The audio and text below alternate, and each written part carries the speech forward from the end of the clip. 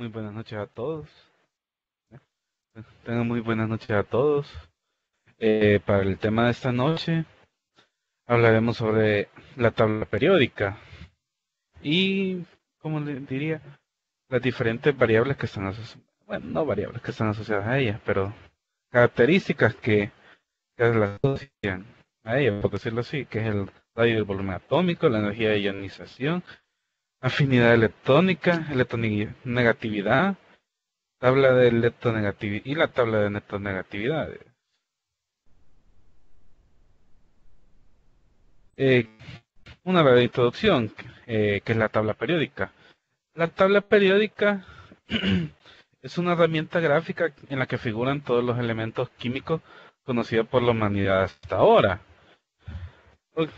Estos están organizados conforme al número de protones de sus átomos, también llamado número atómico, y propiedades químicas específicas que presentan. De esta manera, los elementos que se comportan de manera semejante ocupan relaciones cercanas y se identifican en grupos, columnas, que son 10, en grupos, que son las columnas, que son 18 en total, y periodos, que son las filas, que son 7 en total. En principio, toda la materia conocida del universo está compuesta por diversas combinaciones de los elementos que se encuentran en esta tabla. Hasta el momento se conocen 118 elementos, pero en un futuro ya pueden conocerse más, porque se están investigando. Al día de hoy se siguen haciendo investigaciones para ver si se descubren más elementos y añadirlos a las tablas periódicas. Los elementos de la tabla periódica además están representados con sus respectivos símbolos químicos y a través de un sistema de colores que indica el estado de agregación de cada elemento, a una temperatura de 0 grados y a una presión de una atmósfera, que es rojo gaseoso, azul líquido, negro sólido y gris es desconocido. Eh, y la tabla periódica es una herramienta fundamental para la química biológica y otras ciencias naturales, que se actualiza con el pasar de los años conforme aprendemos más sobre los patrones de la materia y las relaciones con estos.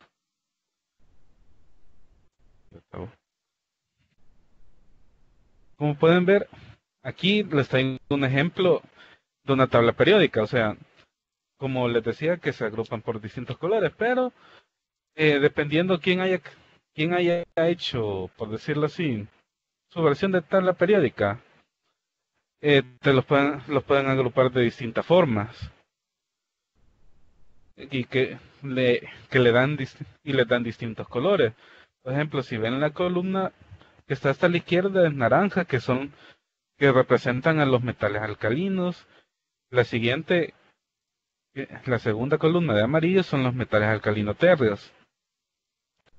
Ambos son metales, pero sus características varían un poco y por eso están en esta posición. Y así, mientras más nos desplacemos en esta tabla periódica, eh, vamos a ver que las propiedades de los elementos van cambiando.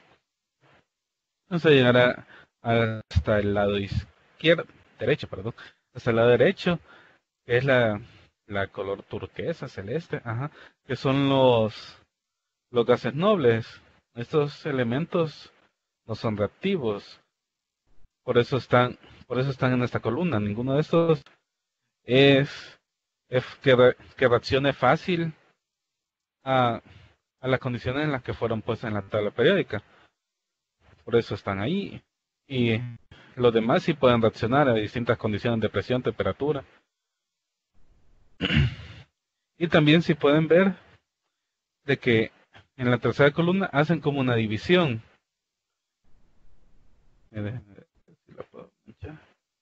En este lado, que les manché, hacen un pequeño corte para poner ya, ya más elementos que son conocidos como tierras raras o elementos transuránicos, que los, las tierras raras son todos los elementos desde el lactánido, que es este de aquí que le estoy encerrando con círculo, hasta el telurio, que es este otro que estoy cerrando. Ah, no, no, perdón, el del paladio. Disculpen. Después de ese sigue el uranio. Después de del uranio están comprendidos los elementos transuránicos, que son elementos radiactivos en su mayoría, aunque también el cesio y el francio, que están en la primera columna, son elementos radiactivos. Y así los agrupan con distintas categorías. Pusieron estos dos, al cesio y al francio, que están aquí, por ser metales y tener mejores características que los elementos transuránicos. Luego vamos a hablar de una pequeña historia de la tabla periódica. En 1786, el químico francés Lavoisier intentó organizar los 30 elementos conocidos, clasificándolos como elementos metálicos, no metálicos, gases y tierras de acuerdo a sus propiedades. En 1829, el químico alemán Hubert Reiner constató que ciertos grupos de tres elementos que son conocidos por las triadas poseían propiedades semejantes. En 1864, el químico inglés Newland comparó que comparó los elementos con notas musicales y observó que las propiedades de los elementos parecían repetirse cada 8 elementos cuando se le organizaba en orden decreciente de masa atómica. Esta ley se le conoció como la ley de las octavas. Aquí en esta imagen, la que está en vertical es Amos O'Grodon, el modelo de tabla periódica que creó Lavoisier. Este ya es uno un poco más grande. Aquí se agrupan los elementos con distintas propiedades, como la luz, el calórico, los oxígenos, el agua, y así lo va agrupando. El de la derecha arriba son las triadas de Dube-Reiner. Aquí se pueden ver que hay tres elementos, columnas de tres elementos que tienen las mismas propiedades. Y aunque ya a la derecha de estos se pueden ver compuestos que lo forman. Por ejemplo, la primera columna de la izquierda, que son el litio, sodio y potasio, todos estos reaccionan con cloro y oxígeno e hidrógeno para formar distintas sales. Bueno, una sal y una base, que la sal sería el cloruro de litio, que está arriba, y el hidróxido de litio, que es abajo. Y también el sodio y el potasio, ambos pueden reaccionar tanto con el cloro o con el hidróxido, que es el OH, y forman su sal o su base. Esa es una característica común de todas. Y así las sigue agrupando, dependiendo cómo se formaran. En la ley de las octavas de Newlands, él vio de que cada 8 elementos se repetía el patrón de características. Entonces, en la primera fila, que es de litio a berilio, a boro, a carbono, bueno, de izquierda a derecha, nitrógeno, oxígeno y flúor, estos tienen distintas características. Por ejemplo, el litio es un metal, mientras el flúor es un gas. Pero cuando se llega al octavo elemento que él había considerado, que es el sodio, se vuelven a repetir características, como en las triadas de Dube-Reiner, si se fijan. En la misma columna están los elementos están elementos con las mismas características. Entonces ahí ya se está dando la idea por dónde va el asunto en cuanto a las características de ellos. Siguiendo con la historia, Julius Meyer, que es químico alemán, y Dmitri Mendeleev desarrollaron cada uno sus propias versiones de la tabla periódica. Ambos reconocieron un patrón repetitivo en los elementos químicos conocidos hasta la primera mitad del siglo XIX. Meyer publicó su tabla periódica de 28 elementos por primera vez en 1864, basándose en la masa atómica y las propiedades químicas de los elementos, Mientras tanto, Mendeleev agregó los elementos según la masa atómica y dejó espacio en blancos, prediciendo la existencia de elementos que aún no se han descubierto. Esto le hizo ganar el reconocimiento como padre de la tabla periódica. Esta imagen que ven aquí es la tabla periódica que hizo Mendeleev. Ya agrupó mejor los elementos con sus características, todos los elementos que habían sido descubiertos a la fecha, y además predijo de que iban a haber más elementos con esas características que para la fecha, para su tiempo no habían sido descubiertos, y por eso pueden ver unos cuantos espacios en blanco. Y siguiendo con la historia, Henry Moseley estableció el concepto de número atómico como el aspecto clave en la organización de la tabla periódica moderna. El núcleo atómico es el número de protones en el núcleo. En 1945, Glenn Seaborg sugirió que los elementos a partir del actánido, que es el número 89, pueden ser también considerados como tierras raras. Debían ser considerados como tierras raras, perdón. Seaborg también contribuyó a la creación de la serie de lactánidos y actínidos, que son periodos representados debajo de la tabla periódica. La tabla periódica actual data del 28 de noviembre de 2016, y que esta ya incluye cuatro elementos, que son el 113, el Tennessee, el 115, el Nihonium, el 117, el Moscovium, y el 118, el Oganesson. Si vieron la primera tabla periódica que les presenté, esta mostraba, se la voy a poner, mostraba los elementos pero sin sus nombres. Casi abajo, a la derecha, abajo a la derecha solo se pueden ver como que tienen solo una UV, una UA y una UG, una UP. En ese momento, esa tabla periódica está desactualizada. Por eso tiene esos nombres tan extraños, porque no sabían, bueno, sí se habían descubierto el elemento, pero no se conocían muy bien sus propiedades, y todavía, hasta que se descubrieran bien sus propiedades, le iban a poner nombre. Y para este año, la UNESCO declaró este año como el Año Internacional de la Tabla Periódica, para celebrar los 50 años de reconocimiento del sistema periódico de Mendeleev, que es el padre de la tabla periódica. Esta tabla periódica de aquí es la tabla periódica que organizó Moseley. Como pueden ver, ya se nota una tendencia a la tabla periódica que nosotros conocemos hoy en día. Ya solo le faltan unos cuantos arreglos. Y esta tabla periódica es la actualizada, la que data desde el 28 de noviembre de 2016, en la cual ya ven, no hay ningún nombre extraño que sea un Ubuntu y cosas así para la esquina inferior derecha de la tabla, y más abajo pueden ver los elementos que Seaborg agrupó, y por eso los puso más abajo también, por sus mismas razones. Así que es la tabla más actual hasta el momento. Y ahora veremos cómo está organizada la tabla periódica.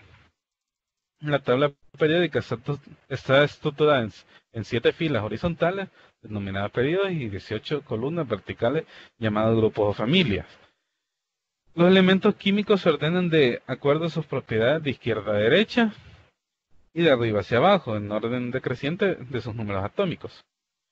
Y aquí le vamos a nombrar unos cuantos grupos, los grupos, los 18 grupos conocidos. No los voy a nombrar todos, pero vaya, tenemos que el grupo 1A, que es la parte izquierda de la tabla, son los metales alcalinos. La izquierda, metales alcalinos. El siguiente grupo, desde el berilio hasta el radón, son toda esta segunda columna son los grupos alcalinotérreos. El tercer grupo, la tercera columna, es la familia de escandio. Y así vamos avanzando en las distintas familias de los grupos, que son la del 4 es la del titanio, la del 5 es la del vanadio, la del 6 es la del cromo, la del 7 es la del magnesio, la 8 es la del hierro, la 9 es la del cobalto, y la 10 es la del níquel, el 11 es de la familia del cobre, y la del 12 la familia del zinc. Luego, después del grupo 13, volvieron a ponerle ya un nombre más característico, porque tienen mejores, bueno, valga la redundancia, tienen mejores características para agruparlos de esa forma, y ya no solo decirle familias. El grupo 13 son los térreos, el grupo 14 son los carbonoideos, el grupo 15 es los nitrogenoidos o nitrogenados, el 16 son los calcogenos o anfigenos, el 17 son los halógenos y el grupo 18 son los gases nobles. Hasta el momento hay alguna duda, alguna pregunta o cualquier duda, ustedes me la pueden hacer saber.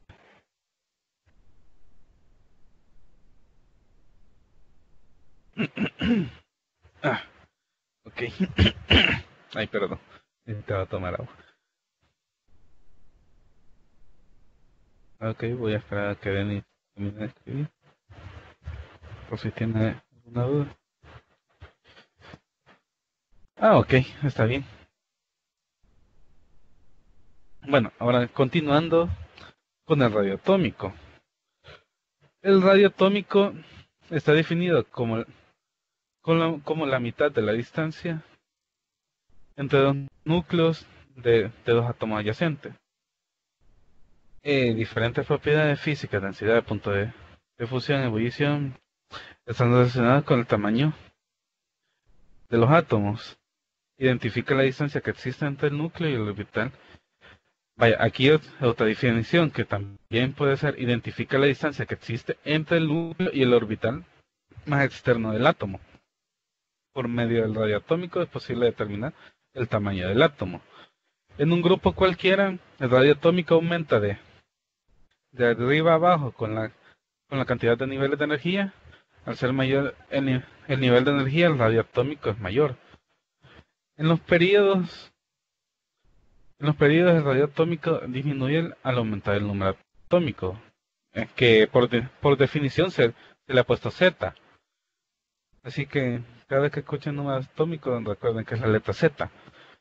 Hacia la derecha, debido a la atracción que ejerce el núcleo sobre los electrones y los orbitales más externos, disminuyendo así la distancia entre el núcleo y los electrones. Como pueden ver en esta tabla periódica, si nos vamos a la izquierda, el radio atómico va a aumentar. Y si bajamos, el radio atómico va a seguir aumentando. Esto tómenlo en cuenta más que todo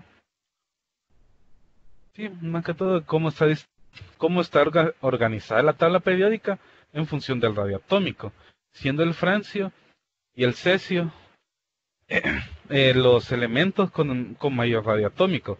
Eso quiere decir que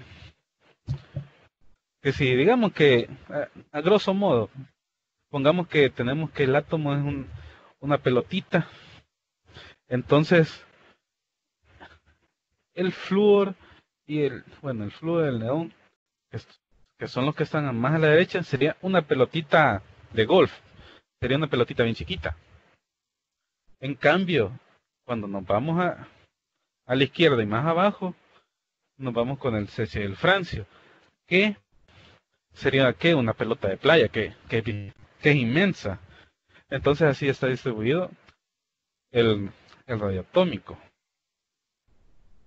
El otro es el volumen atómico, que se obtiene a partir de la masa atómica relativa del elemento dividida por su densidad. Sus valoraciones estándar se dan en 25 grados, que es la temperatura que se utiliza para medir todos los volúmenes atómicos. Porque, vaya, bueno, después les explico. El volumen atómico da una información del tamaño relativo de los átomos. Es una propiedad periódica que va incrementándose dentro de un grupo hacia abajo.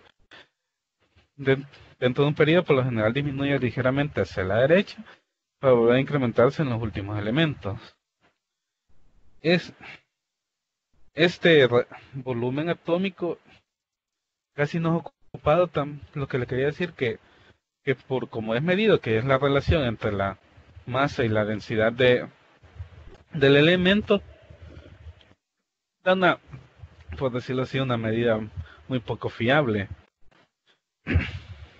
Entonces no es muy ocupado para ciertos cálculos o mediciones de algo. Mejor ocupan el radio atómico, que fue medido con una mayor, por decirlo así, exactitud. Y como pueden ver, el cabal casi que en medio de la tabla periódica, entre el hierro y el cobalto, se tiene el menor volumen atómico. Y porque esos elementos ya de por sí, el hierro y el cobalto tienen una densidad muy alta. Y entonces, ¿hacen de qué? Y bueno, tienen una densidad y una masa muy alta. Tienen una densidad muy alta y una masa considerablemente pequeña. Y por lo tanto son los que tienen menor volumen atómico. En cambio, cuando nos vamos alejando a los extremos, el cambio entre la relación de la masa y la densidad va aumentando. Entonces, eso quiere decir de que el elemento pesa un poquito más, pero es de densidad menor. Entonces, con lo cual, al hacer el cociente de masa sobre densidad, nos hace de que quede un volumen mayor. ¿Alguna duda? ¿Una pregunta de esto?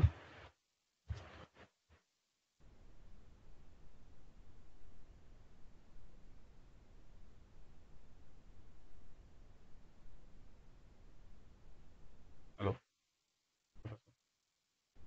No, ok.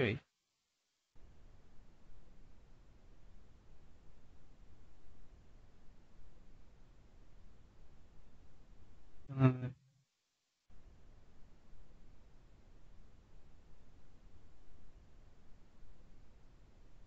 claro, vale. Continúo. La afinidad electrónica. La afinidad electrónica o la electroafinidad se define como la energía involucrada cuando un átomo gaseoso neutro en su estado fundamental, que es de mínima energía, captura un electrón y forma un ion mononegativo. Aquí tenemos la fórmula genérica, que es la X representa cualquier elemento en estado gaseoso, y si le agregamos un electrón, entonces ocurre por decirlo así, la reacción, y el elemento gaseoso, como al ganar un electrón que en su estado neutro, se vuelve más electronegativo. Bueno, agarra carga eléctrica negativa, mejor dicho. Por lo tanto, se representa con la X y el símbolo de menos. Y sigue estando, perdón, en estado gaseoso, y se libera cierta cantidad de energía, que es la que se utiliza, bueno, lo que se utilizó para traer ese electrón, ese era el gas, hacer al gas más electronegativo. Y tenemos que por convención la afinidad eléctrica da una entalpía negativa, que que la entalpía está definida por la letra H y la podemos definir como el flujo de energía térmica en los procesos químicos efectuados a presión constante cuando un único trabajo es presión-volumen. O sea, eso quiere decir de que la entalpía, o sea, el cambio de entalpía que tenemos por convención, que sea negativo, es, tenemos un trabajo a presión constante y puede ser de que nuestra de que nuestra temperatura baje. Sería, ajá, la variable que más cambiaría. En cambio, la presión y el volumen no van a andar cambiando. Por eso. Y por convención, o sea, muchos dijeron de que era más entendible tenerlo de esa forma, un cambio de entalpía negativo. Continuando, la afinidad electrónica aumenta de izquierda a derecha y de abajo hacia arriba en la tabla periódica. Los halógenos tienen altas alta afinidad electrónica debido a que la adición de un electrón al átomo resulta en una capa llena. Es- eh, y los gases nobles tienen una afinidad electrónica casi cero, pues cada átomo posee un octeto estable y no acepta un electrón fácilmente. Eh, ¿Cómo le explico? Ah, por octeto queremos decir de que en la última capa del electrón, si se acuerdan de que la última capa del átomo eh, está hecha por electrones distribuidos uniformemente. La órbita de la última órbita del átomo es conocida como la capa de valencia. Tiene electrones, pero en los gases nobles tiene 8 electrones, por eso se le dice octeto, y los elementos al tener 8 electrones quedan en un estado estable en el cual ya para reaccionar se necesitan cambiar un montón de variables. Por eso su afinidad electrónica es casi cero, porque ellos, al ya estar completos en su última capa, este, no necesitan reaccionar con nada. Pero en cambio los halógenos, que es el grupo de la izquierda, que es donde están el flúor, el cloro y etcétera, su capa de valencia, o sea, el último orbital, no tiene 8 electrones, sino que tiene 7. Entonces ellos andan buscando eh, cómo, hacerse más estables, ¿verdad? Entonces, por ejemplo, si ya revisan material de química y les ponen los elementos, digamos el flúor y el cloro, se los van a poner F2 o Cl2, porque en la naturaleza lo que se busca es la estabilidad. En cambio, un elemento individual no puede ser estable. Y por eso se les presenta con que tiene F2, dos fluoro, dos cloro. Es el elemento más estable porque quieras o no, los elementos, no, ¿cómo diría? Los dos cloros se están compartiendo un electrón, por decirlo así, y de alguna forma llegan a tenerlo, a tener perdón, su capa de valencia más estable. Y por eso, no, su capa de valencia llena. Y por lo tanto a ellos se les genera una estabilidad. Otro concepto que tenemos es la energía de ionización, que es la energía necesaria para separar un electrón de un átomo en su estado fundamental y en fase gaseosa.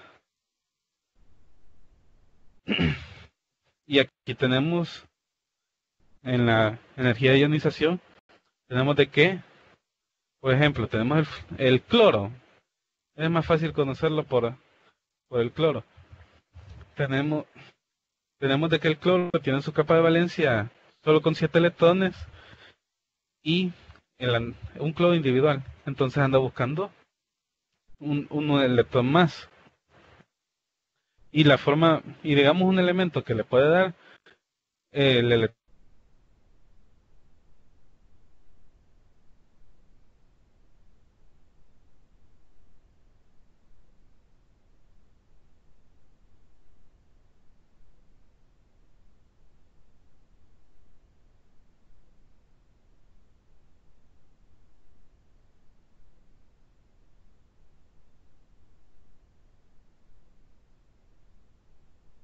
Disculpen, me escuchan.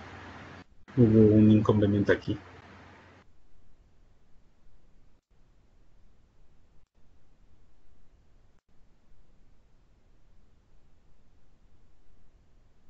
Ah, bueno.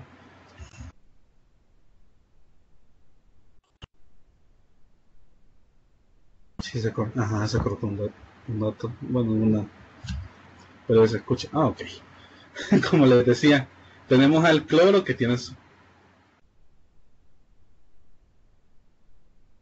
tenemos el cloro de que un cloro individual tenemos. No lo pongamos en el ejemplo anterior de que eran dos gases.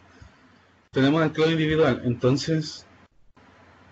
Eh, entonces, cloro individual al tener solo 7 electrones en su última capa es muy inestable. Entonces anda buscando un elemento al cual quitarle un electrón y volverse estable. Y tenemos al sodio. El sodio solo tiene el sodio en su capa más externa, que es la capa de valencia, solo tiene un electrón. Entonces el sodio le puede dar electrón al cloro y al reaccionar estos dos, el cloro queda con los 7 electrones, el sodio sin ningún electrón en la capa de valencia y forman lo que es conocido como cloro de sodio o la sal común.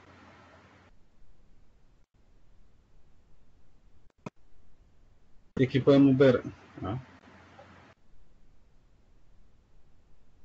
Y aquí podemos ver cómo la afinidad electrónica aumenta hasta llegar a los halógenos, que es la columna del flúor, el cloro, el bromo, el yodo, que son los más electronegativos. Y también es la misma tabla para la energía de ionización. Por eso no se las puse tampoco, porque era un poco de redundar en tablas. Y casi. Uh-huh. Bueno, ahora tenemos la electronegatividad. La electronegatividad es la medida de atracción de un átomo por los elementos en un enlace químico. Mientras mayor sea la electronegatividad de un átomo, mayor sea su atracción por los electrones del enlace. En un grupo, la electronegatividad decrece a medida que aumenta el número atómico, que es Z, como resultado de la mayor distancia entre el electrón de valencia y el núcleo. Mayor radio atómico. Por ejemplo, el cesio, que tiene una baja electronegatividad, pero tiene un gran radio atómico. Que se le puede considerar al cesio también como por eso mismo, elemento electropositivo, al tener baja electronegatividad. Y la electronegatividad también, como la afinidad electrónica y la energía de ionización, se incrementa al moverse de izquierda a derecha en la tabla periódica. Aquí pueden verlo.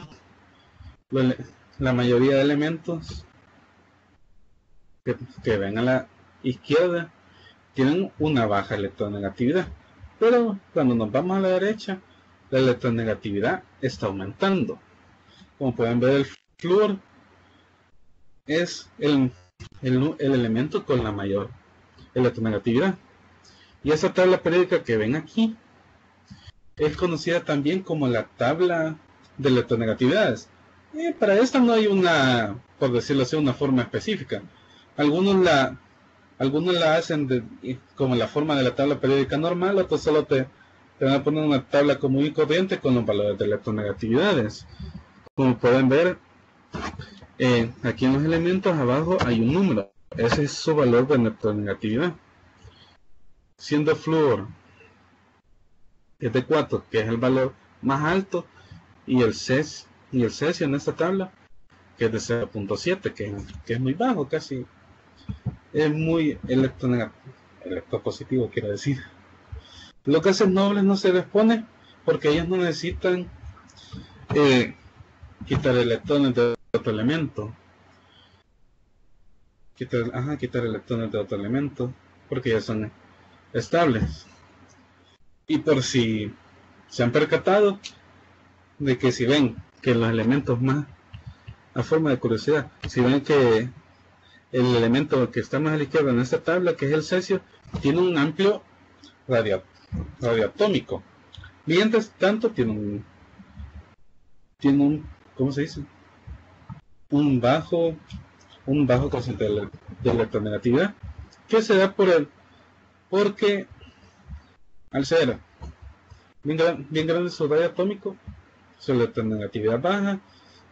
Comparémoslo como el tamaño de la distancia mejor dicho, la distancia que está su electrón más alejado al núcleo es bien grande a comparación del flúor, que es bien pequeña. Entonces, el flúor es el elemento que más fácil atrae los elementos, que atrae los elementos a ser tan altamente electronegativo, y al ser bien pequeño, eso también le confiere una facilidad para atraer todo, obtener una alta afinidad electrónica, una alta energía de ionización. Es como un ejemplo de que el flúor tenga bajo radio atómico y altas energías. Comparémoslo como un imán, bueno, dos imanes mejor dicho. Entonces, al acercar los imanes, si sientes de que imanes de polos opuestos, al acercar los imanes, cada vez la fuerza de atracción de ellos va creciendo. Eso es lo que ocurre con el flúor. Al ser tan alta electronegatividad, hace de que el átomo sea más compacto, y cuando quiere reaccionar con algún elemento, es más fácil que por eso mismo le arranque su electrón para que él esté en equilibrio. Y aquí terminan todas las definiciones, y haré un pequeño resumen. Por ejemplo, pero antes, ¿tienen alguna duda antes del resumen final?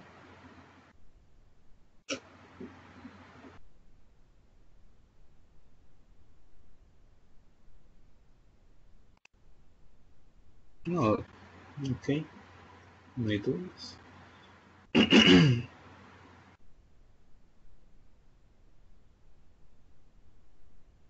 No, ok. Vaya, hagámosle un pequeño resumen. Que a través de la historia, los científicos han intentado agrupar todos los elementos que ellos encuentran, que ellos han encontrado en algún lugar, que este lugar a día de hoy se conoce como la tabla periódica, que la agrupan que es conocida como la tabla periódica, y son agrupados estos elementos de acuerdo a sus características, tanto metálicas para el caso de los metales, o de los gases para los halógenos, los oxigenados, los nitrogenados y el carbono. Entonces, pues si ven, todos tienen una tendencia a estar unidos para dar una similitud más cercana y no confundirse tanto. Si digamos se descubre un nuevo elemento, ya se sabe más o menos dónde ponerlo. Eso podemos ponerlo como tabla periódica. Y luego las energías que están presentadas a cada uno de ellos, que son la energía de ionización, la afinidad electrónica y la electronegatividad, que las tres prácticamente tienen que ver con el elemento en estado individual en buscar su estabilidad, y también algo conocido como la capa de valencia, que es la capa más externa del átomo, en la cual, si buscan en internet las capas de valencia de distintos elementos, mientras más electrones tenga la capa de valencia, esto hará de que el electrón tenga una mayor energía de atracción hacia él. Por ejemplo, el flúor, que tiene 7 y es el elemento con mayor electronegatividad, y por lo tanto él quiere buscar hacer estable. Por eso ¿cómo se diría? Se aparea o reacciona, mejor dicho, con con elementos que tengan una capa de valencia que solo tenga un electrón. Así más fácil le arranca, le quita el electrón, se reacciona con ellos, se combina, y el otro electrón, y el que solo tiene un electrón en su capa más externa, ya no lo tiene y es más estable. Y igual el elemento que el flúor, por ejemplo, en este ejemplo, que tiene 7 electrones, ya va a tener 8, que es conocido como el octeto. Como el octeto ya hace que el elemento sea más estable. Y también hace lo mismo que en la naturaleza las encontramos así: F2, cloro 2, bromo 2 y así. Y así ocurre con muchos elementos más. Por ejemplo, el azufre no lo van a encontrar como S2, sino que S8, porque es la forma más común en la cual en la naturaleza es más estable. Y también como curiosidad, si ven el hidrógeno, es un gas, pero está del lado izquierdo y está, o sea, con el grupo prácticamente de los metales. Esto ya es un tema de conversación entre científicos en donde ponerlo. Muchos lo ponen de este lado porque, además de ser el elemento más abundante en el universo, también es el único que tiene un protón y un electrón. Por lo cual le han dado el número 1 a este por esas características de solo un protón y un electrón. Y muchos lo ponen de este lado solo para saber dónde es el 1, aunque al helio, que es el segundo elemento que tiene 2 protones y 2 electrones, se lo pongan ahí, pero el helio lo ponen ahí porque se descubrió que sus características son más de un gas noble, es poco atractivo. Y bueno, me dice que siempre ha considerado algo complicada la tabla periódica. Sí, no, ni tanto. O sea, solo de conocer las características de cada elemento y su razón de por qué están ahí. Sigamos en esta. No, le voy a poner la tabla periódica, la actualizada. Ahí, no tengo. Uy, me pasó. No me pasó. Ok, pongamos la tabla periódica más actualizada, que igual tiene el hidrógeno aquí, pero quitémoslo. Entonces, si ves, Catherine, desde el litio, que es el tercer elemento, hasta abajo, en toda la primera columna hasta el francio, todos esos elementos son muy reactivos en estado natural. Esa es una característica de ellos. Por ejemplo, si tiras sodio al agua, bueno, igual que todos estos son reactivos al agua. Así que hay que tener un cuidado de no combinarlos con agua, porque al combinarlos con agua se produce una explosión que sí es bien fuerte y te puede quitar hasta un brazo, o bueno, una mano, dependiendo del tamaño de la barra del elemento, que es un metal. Entonces, esa es una característica de estos elementos. Y así los han ido agrupando en sus columnas para que se vean con ¿cómo se diría? Con las mismas características. Por ejemplo, el magnesio y el calcio, que están en el segundo periodo, son buenos para el cuerpo humano.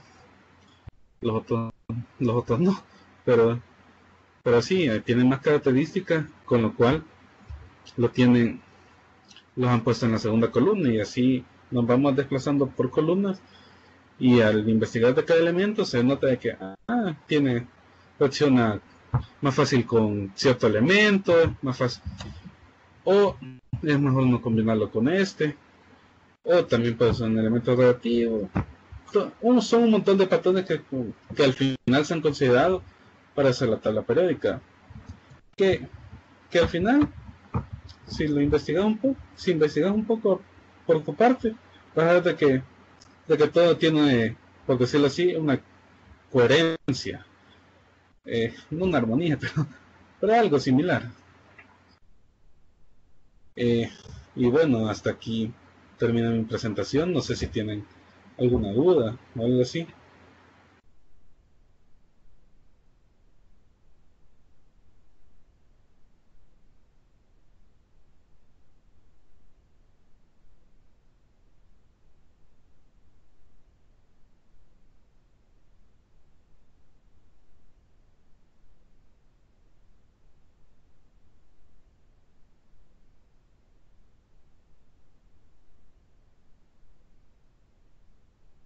¿Cuál ejercicio? Dime.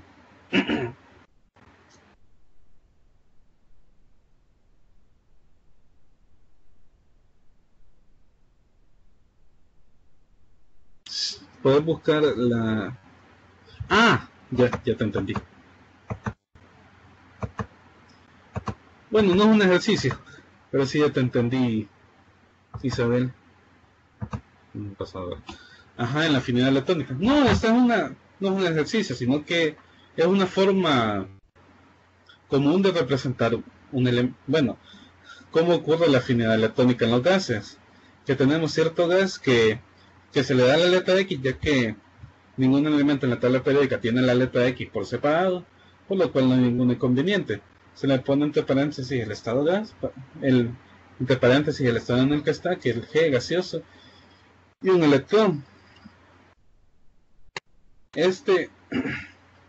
Como dice, que la electronegatividad se define como la energía involucrada cuando un átomo gaseoso neutro, o sea, en su estado fundamental de mínima energía, captura un electrón y forma un ion mononegativo. O sea, tenemos cualquier elemento, le damos un electrón, bueno, cualquier elemento en estado gaseoso y le damos su electrón, entonces se necesitará cierta energía para que él lo acepte y se vuelva electronegativo, siempre en estado gaseoso, y eso es lo que se le conoce prácticamente como afinidad electrónica. No un ejercicio, sino que solo es una forma de representar la afinidad electrónica, nada más. ¿Alguna otra duda?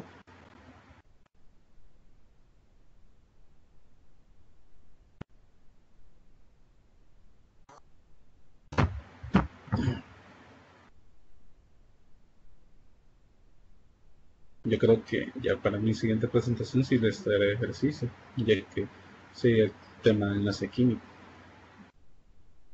Pero ¿alguien más tiene una duda, alguna pregunta?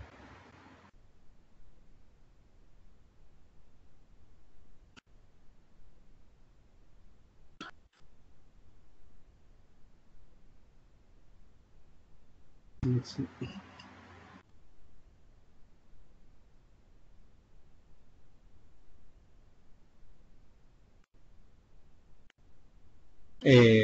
Sí sale esto bueno, van a hacer un montón de preguntas de química. No va a ser exactamente esto.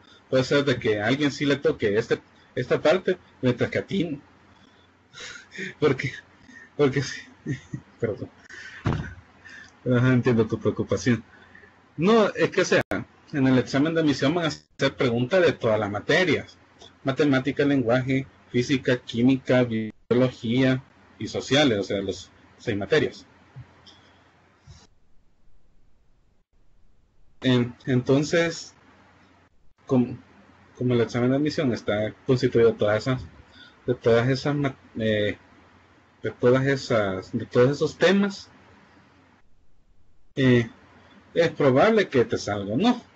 Ahí es ya suerte de cada uno.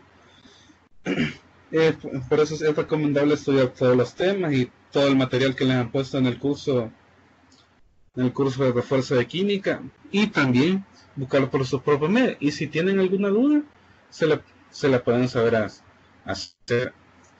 hacer saber a mí o a otro de los instructores de la materia de química. Ajá, es lo que dice Catherine también. Ajá, así que prácticamente el examen de admisión es un compendio de todos los temas de todos los temas de las 6 materias que se han repartido. Por eso es bien recomendable estudiarlos todos, porque no vaya a ser de que te salgan lo que no has estudiado y ahí sí ya es un problemita, porque prácticamente es una pregunta que se pierde.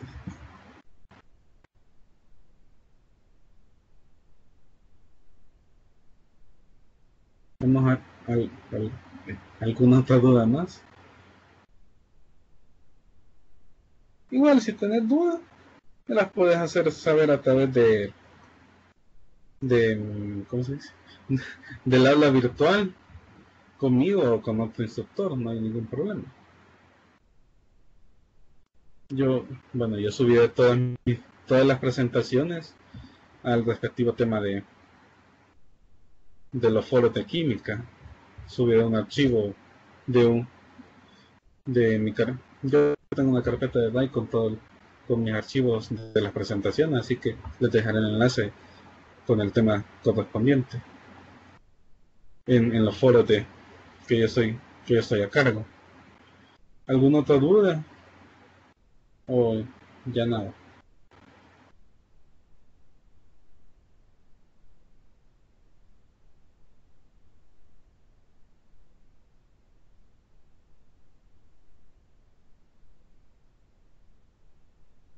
Claro, como el chat.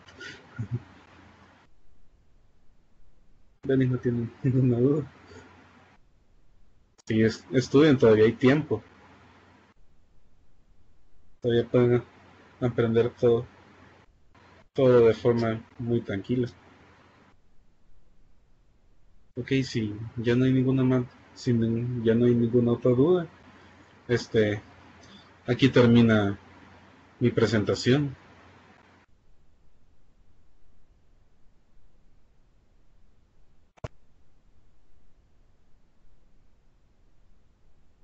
Todavía ya terminé, así que ya